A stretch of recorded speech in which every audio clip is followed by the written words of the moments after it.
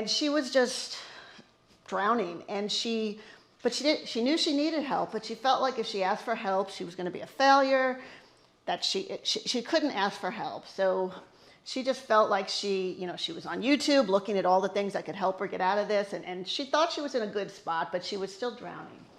Well, today, after coaching her for a little bit, she has the control of her life. She's talked to her family. They now help her out. She's asked for help. She's hired some people to help her. And she's in a much better place. So now the time she spends with her family is joyful. She doesn't resent them. She's not stressed. She's just loving her life and happy to, she's doing stuff because she wants to do it, not because she feels obligated. And in a few minutes, I'm going to show you some of the skills that she took to do that.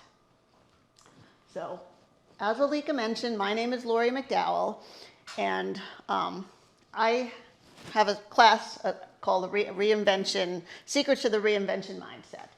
And I'm going to talk a little bit about reinvention because reinvention is something that means a lot to me. But I want to share some beliefs first that I have. I believe that the world is a joyful place. It's full of possibilities. One of my mantra is that life is meant to be experienced one crazy adventure at a time. And I try to live that every day. And I believe that we all deserve a fulfilling life. No matter who we are, what we did, we deserve a fulfilling, satisfying life. And that I believe that we all have a choice to live the life we desire and to reach our full potential. And I love this quote here by Teddy Roosevelt. It says, "Believe you can, and you're halfway there." And I believe that. I think truly, if you don't believe it, it's not going to happen, and belief is really one of your superpowers. So, I want to start with my story. So, I said at the beginning that I'm a PhD. So, I have a PhD in chemical engineering. I worked there for a long time. Right now, I'm living a life that I really enjoy. I'm helping people, I'm writing books, I'm speaking, I'm coaching, and I'm living a joy-filled life. I'm really happy with where I am. But it wasn't always like that. Not too long ago, I was working as a chemical engineer. I was the sole breadwinner in my family. I thought I had a good job. I was happy. I had a good salary. And then one day, everything changed. So I want you to imagine. I'm from the Houston area over here. Imagine that you get in your car to drive to a 2-day sales meeting in Austin, which is over up here. It's about a 4-hour drive. So imagine you get in that car, you drive that 4 hours over to Austin, you go to check into your hotel, and as you check into a hotel, the clerk says to you, "Oh, I'm sorry, ma'am, your room was canceled." You're like, "Oh, that's strange. It must be a mistake. Can you reinstate it?" So she reinstates my room. One of my coworkers happened to be checking in at the same time, and he looks at me, he's like, "Oh, that's probably how they tell you you're fired." And we kind of had a good laugh about that. So I had planned to have a meeting with my boss that afternoon, and I went into the conference room, and kind of as Louise talked about, as I walked into that conference room, something didn't feel right. I got a bad feeling. And as I was supposed to meet just with my boss, we were going to review our CRM, so I had my laptop with me. And I walk into the room, and there's another vice president sitting there. And I'm like, okay, why is this other guy here? He's not supposed to be here. And then I noticed that right in the front, there's a phone sitting on the table. And I'm like, okay, this is not good. And I hear a voice from the phone, and the voice says, "This is Angie in HR. You're being terminated. We'll pay you till the end of the day. Turn in your laptop immediately." And at that point, my heart stopped for a minute. I was like, and then I just like, didn't know what to do. And I was just like, is this real? And I kind of was like, I looked at them. I was like, did you just make me drive 4 hours to fire me? I mean, really, who does something like that? 4 hours to fire you? You couldn't have fired me this morning when I was still in Houston. And I was a mess at that time. I was like, what am I going to do?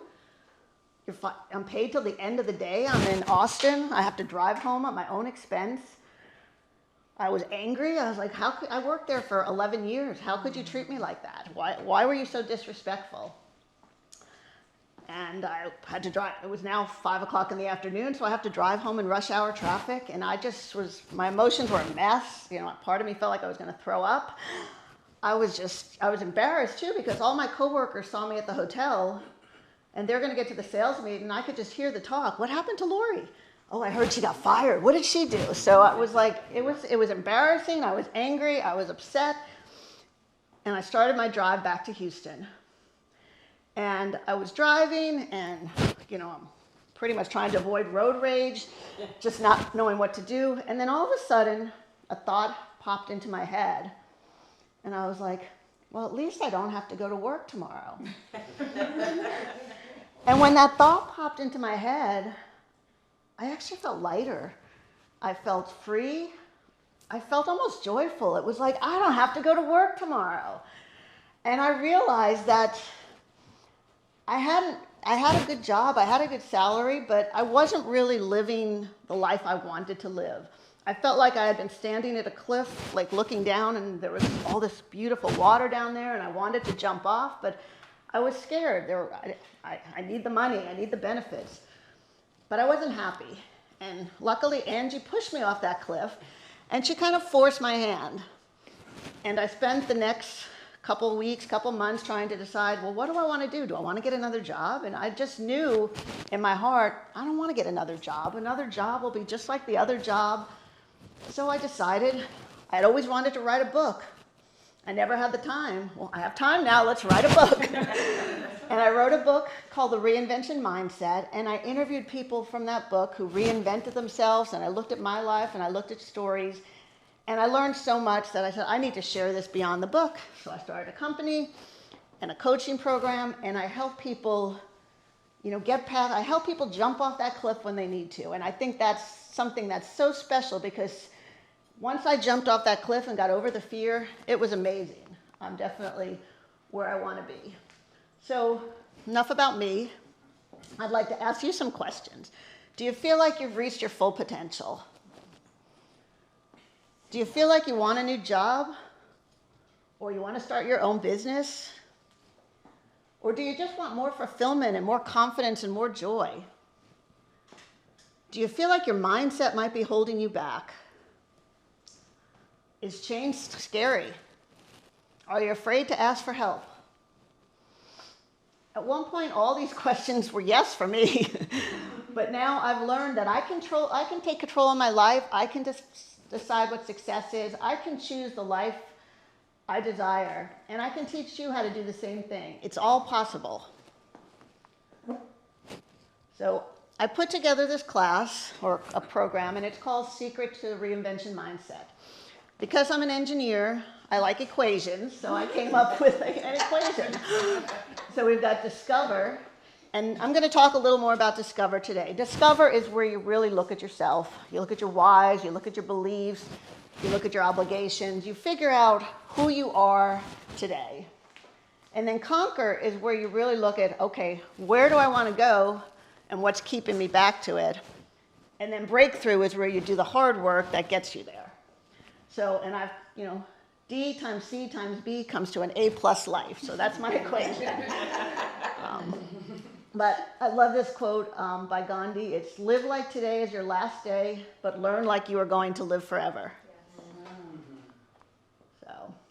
So in Discover, these are some of the things that we look at. Your goals. What does success mean to you? Because success is personal.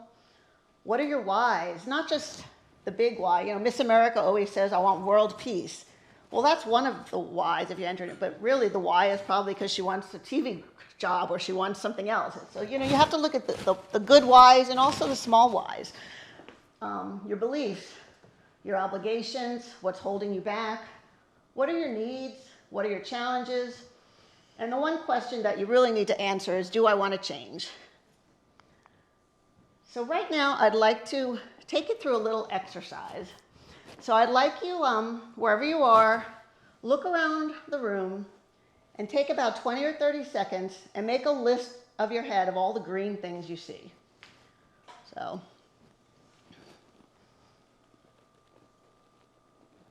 there's probably green somewhere. So wherever you are, find some green and make that list in your head and remember the green things.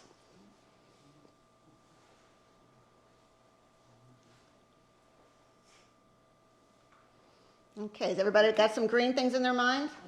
All right, now I'd like you to close your eyes. Okay, good. Don't open them. Now I would like you to make a list of all the blue things in the room.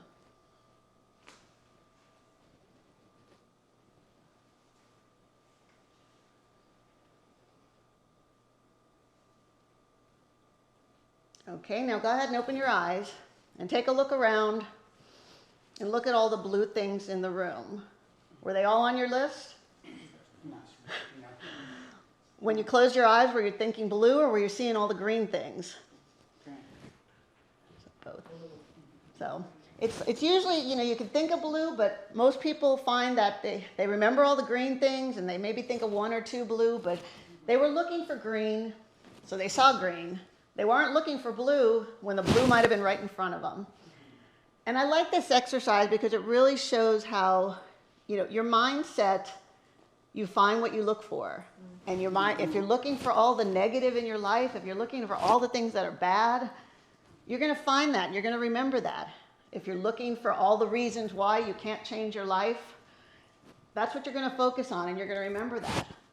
But the good thing about it is you're looking at all the amazing things about yourself and all the strengths you have and all the skills you have and all the wonderful qualities, and you really start looking for those, you'll find those as well. If you look at all the opportunities, you're going to find that.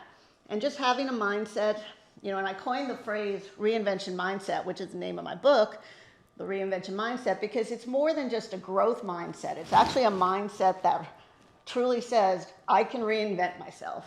That's the mindset I have. So another big part of Discover is your beliefs. Another quote I like by Oprah, create the highest, grandest vision possible for your life because you become what you believe. So if you believe you're capable of a 9-to-5 job where you don't really like it, but that's what you're capable of, that's probably going to be your reality. Your belief is really a superpower. If you believe it's possible, it's possible. When we're born, we believe everything. Kids want to be ballerinas and presidents and superheroes, and maybe not the president maybe, but maybe not a superhero, but some kids do become ballerinas and president and supermodels and firemen. So they believe that, but most of them grow up and learn that, they're told, have a backup plan. This is impossible, because they stop believing. There's a radio show I listen to sometime. I love sports radio. And they interview a bunch of NFL players. And if their name is like John, they're like, okay, I'm going to list a bunch of Johns. They'll be like John F. Kennedy, John Lennon, bunch of famous Johns, and then they list them. And they say, okay, rank those Johns. 100% of them list themselves as number one. No matter who they compare themselves, they're always number one. And that's how they became NFL players, because if they didn't have that belief, they would never have made it. So, your mindset is the difference between achieving and coming up short. You want to own your awesome, celebrate it, and your energy really, you want to have that positive energy, because your energy is going to control your results. It's okay to shine. You should never turn down your light for anyone. And then there's a little bit about our negative self-talk too. I learned this recently from one of my coaches, that our subconscious doesn't recognize negative words. So if you sit around saying, I don't want to be fat, I don't want to be poor, I don't want to lose, your subconscious is hearing fat, poor, and lose, and that's what it's thinking. So you really want to make sure your self-talk is, I want to be smart, I'm going to succeed, I want to win, my life is full of wealth, because then you're not giving it those negative things. So I want to share another story about belief and about knowing yourself, and this is a story that I heard Gloria Estefan say one time. Back when Gloria and Emilio were first starting out, they had the band together, and they started to find a little bit of success. And they had a record producer come to them and say, I really like you. I want to give you, life-changing money to sign this contract with us. But you're a little too Latin. We don't like this kind of band. We want you to sing in English. We want you to do this. And we guarantee you'll be successful. You'll be a millionaire. And at the time they were living in a small house, they didn't have much, and they really thought about it. And what Gloria realizes is that, what she says in the story is, she thought about it, and they ended up turning it down, because she said, if I had accepted that, and I had become a millionaire, and I had been on the radio, and I was a success, it wouldn't be my success. It would be someone else's, because that's not me, and that's not who I want to be. And that just really shows how success is personal. You have to believe in yourself. And clearly, she believed in herself, and the rest is history. It's a great decision that she made. So I want to go back a little bit. So I hope you enjoyed what we learned a little bit about Discover. There's a lot more about Discover, and then there's definitely Conquer and Breakthrough. So I'd like to ask you, do you want an A+ life? If you want an A+ life, I would love to share some more with you. So we have, you can book a discovery call here, http://booklori.com, and I can tell you a lot more about it. Just book a 15-minute call, and you can learn about all the programs I offer. And I have some free gifts for you. It's 3 exercises, one you've already done, but they're recordings, an inspirational playlist, and then you will also get an invitation to a masterclass that will be coming up in the next couple weeks. So once you sign up, I'll send you the invitation with the detail. And the masterclass is going to look a little more at Discover and look a little bit at Conquer. So, and here's the QR code. Here's the link. You can also find that if you text day 1 to the phone number that I don't remember, but Alika will tell you about. So, and I just want to end with one more quote. You are already everything that you think you lack. You just need to learn how to access it. So once again, here's the QR code, and thank you.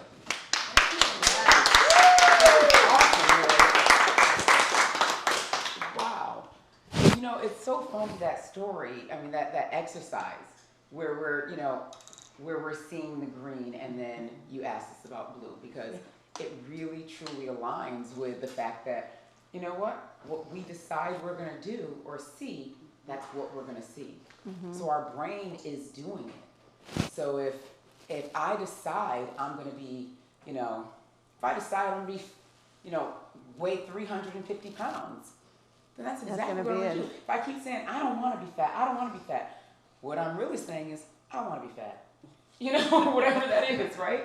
And I love how you highlighted that for us, and that this is just a small piece of it, what you shared with us today. Mm-hmm. So how did I know you told us a story about work, about the job. I still can't believe that's the craziest story I've ever heard. Like, how dare you? But yeah. But I'd love to hear what made you say, you know what, this is something that I can do differently. That I can actually be someone that helps them not drive 4 hours to darn Austin and get fired that day, because they're doing what they love already. After I got fired, I had this thought, and I was like, okay, I still need benefits, and I still need salary, and I got a couple job interviews. And as I was sitting through these job interviews, I just kept thinking to myself, I don't want to do that. Why is this going to be any different? I'm going to be working for someone else. And I kept thinking back to my childhood and when I was younger, and how, I told myself when I was young, I want to change the world. I want to do something different. And I kept thinking to myself, well, I didn't do that yet. So it's and it was weird. This happened like a month before my 60th birthday. Oh, wow. So I was just like, okay, I don't have that much time left. If I'm going to do this, I have to do it now. Ooh. And I just said, if I fail, I'll learn, but I might as well jump in. I'll get by, I can live. I'll find some way to, we'll survive. The money will come eventually. And I just said, if not now, probably never. So I might as well do it. And I started learning, and I signed up for a whole bunch of programs. Some of them were not great, but now I'm in really good ones. So I signed up some good ones that I think will help me. And I just figured there's so many people. The one thing I found is when you start your own business, there are so many amazing people there that are willing to help you. Mm-hmm. And once you recognize the ones that can really help you, it's like it's out there. You just have to accept it. Yes. You know what really hit me in what you said, and I bet it really connected with a lot of folks out there too, is that it was a week before your 60th birthday. There is definitely a 42-year-old out there right now saying, it's too late for me to do this. It's too late for me to go after my dreams. It's too late for me to reinvent and reimagine what my life can look like. I've already got 3 kids, and my kids are young, and they're youngish, right? They're 10 and 15 and 17 or something, right? And that woman is sitting there right now saying, if she can do this at 59 and 59 years, 11 months, and 3 weeks old, Yeah. Why can't I do it at 42 years, 1 month, and 9 days old? And there's someone that connected to right now. And for that person who's watching this, you need to be either clicking this QR code in this thing or getting on Lori's calendar, because it's time to really discover and understand how to use that D times B times D times C times B. C times B to get that A+ life, right? Like, this is a thing. Yeah, and it's never too late. I mean, Yes. you never know how much life you're gonna have left, but whatever has, you might have. My mom's 80 and she doesn't have a reinvention mindset, and she's always like, it's too late. I'm like, but you're alive. If you're alive, it's not too late. Right, exactly. Why not make tomorrow a better day? Exactly. Well, I want you to tell your mom about my friend's mom. He was telling me about his mom and how she had gotten her PhD. She started her PhD at 80 years old. Wow. And at 83, she had received that PhD. She began painting. I think the PhD was in like art something, or because I'm so bad at names of PhDs. I got to just let y'all know that right now. It was in art, something around art. And she began teaching art classes. That's great. At 83 years old. That's amazing. So we can do this at any point. Age. But if we continue in the mindset of saying, I can't. It's too late. It's right, it's too too hard. late. Exactly. Then you won't. Right? And sometimes we think we don't know what the path is to get there. So connecting with someone like Lori could help you to define that path a little better and really help you to understand what it looks like, what it is that you actually want. Because I know, because that 42-year-old may be out there right now, and I would love to hear what you would tell this 42-year-old who's out there right now saying, I know I want something different, but I don't even know what that is. Well, what I would tell them is that's okay, because it's a journey. And the really important thing is that you take that first step and you start looking. So I had one client who signed up for my class, and she decided after she was done, or like she's only halfway done, but she's, what, I really like my job. I don't want to change that. Yes. But now she knows that, and she's happy with that, and she learned some skills she could use. So you may decide you're happy where you are, but at least it's a choice and it's a decision. It's not something that just happened. Right. It's not a supposed to. Because we lean into the supposed to. You're supposed to be at this job. I know I was supposed to be an industrial engineer, right? That's what I went to school for, even though I wanted to be an actress. My parents said, I had applied to like 5 schools in theater, right? Because I wanted to be an actress. And my parents, and after I got into like real school, I got into USC, UCLA, Syracuse, and Loyola Marymount, right? And my parents said, we didn't think you were going to get in, so we weren't paying for you to go to school for this. Oh, no. It's funny now. But back then, I remember being so hurt. But the thing is, like, you're supposed to be an engineer because you're really good at math and science, right? You're supposed to be doing this. You're supposed to. And I love buy the house, get married, have the 2.5 kids. Yep, exactly. And we all spend so much time doing what we're supposed to do, we forget what we really want to do. Exactly. I love that. And I bet that woman, she probably, while she was in your program, halfway through realized she loved her job. She may have realized there were some things in her job, around her job, maybe people or situations that she didn't love. And she was incorporating that in the job and saying, I don't like what I do. And she learned some things that she could change it, that she could say, no, this doesn't work, I'm going to stop it. So, and had the confidence to know, yes, I like this job, but it's got to change to be, I can't just accept everything. Exactly. Setting boundaries, empowering herself. Discovery, right? So for everyone, for you out there, when you know that this is something that you need, and you're like, okay, I definitely at least want that free gift, get into the free gift so then you can get into the masterclass. Some people need a little more time, right?